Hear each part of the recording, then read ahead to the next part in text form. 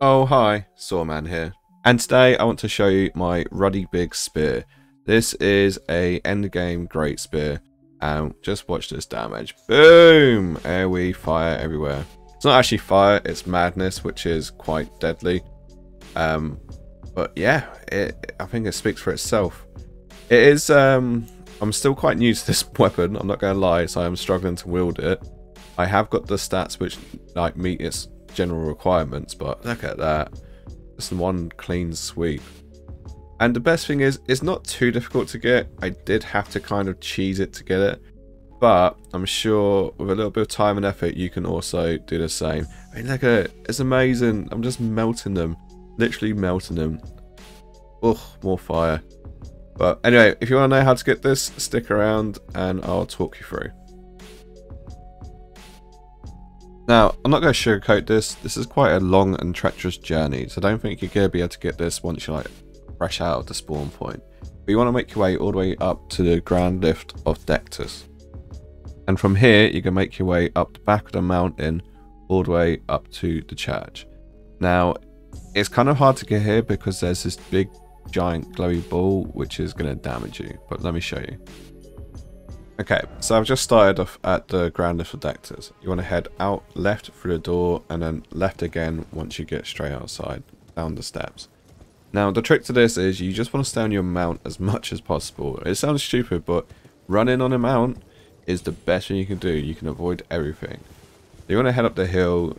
There's no real danger here. It's not until, like I said, you see the big fiery Eye of Saruman in the sky, which doesn't show straight away. And all of a sudden it will pop.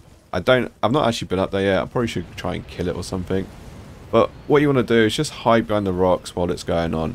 You can actually see the rats and stuff around me, like again aggroed by it, and you can hear that horrible sound that it makes. So just stick to the cliff, keep in these like little nooks and crannies, and wait for like the noise to die down a bit, and that's your signal to go. So you can see I'm taking very, very little madness. The thing is with madness, it builds up over time, and then when it does hit you, it's going to hurt like hell. So if you're quick and you can just like get behind rocks and stuff, you'll be safe. Once you reach the frenzied village, you're perfectly fine to walk around here, you're not going to die. Once again, I haven't really explored this place yet, so feel free to have a look around. I can't really tell you if there's anything good here just yet, but just run through, grab the item, unlike what I just done there, I'm an idiot. And you can get up the hill. There is a beetle, you can try and kill that if you've got time. You should be safe on the hill. I don't remember taking any madness damage, but obviously do a better job than what I've just done. Now, this is where it gets a bit curious. It's very flat and open in this area, so be careful, you don't want to get caught out. I think I nearly did here, but I just ran through as best as possible. The problem is, when you get halfway up this hill, that's when the invasion occurs, which has the boss that you need to kill. And you don't want to be in this position. But if you keep running past that, ignore the boss. I know it sounds stupid, there is a grace point here, and it's 10 times easier to run back from here, from the boss, than all the way at the bottom of the hill. So grab the grace point and then get ready for the boss battle, which I'll talk you through now.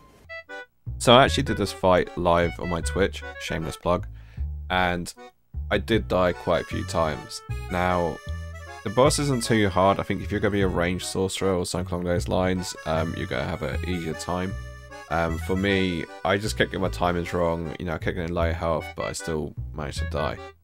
He has a couple of AoE moves, and then he's got this like laser beam one-shot mechanic, which is kind of annoying. But for the most part, I think you should be able to do this if you just give it a bit more like time and perseverance. Here's the highlights of me dying. Unbelievable. Unfucking believable.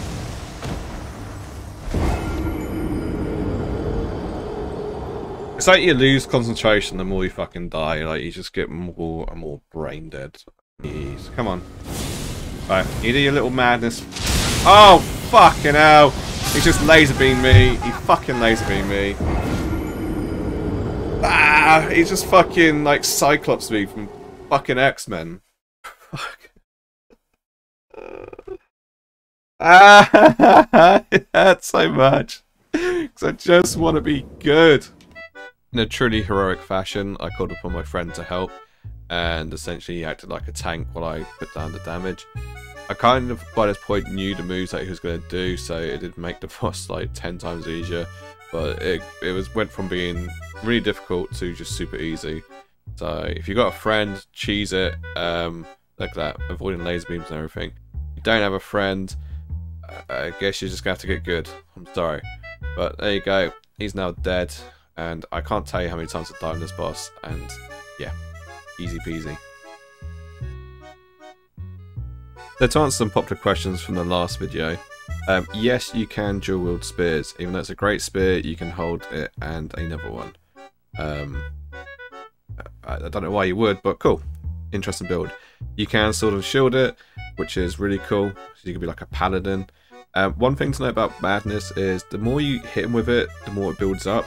You have to be careful though when you're using your special move, because it will actually increase your own madness.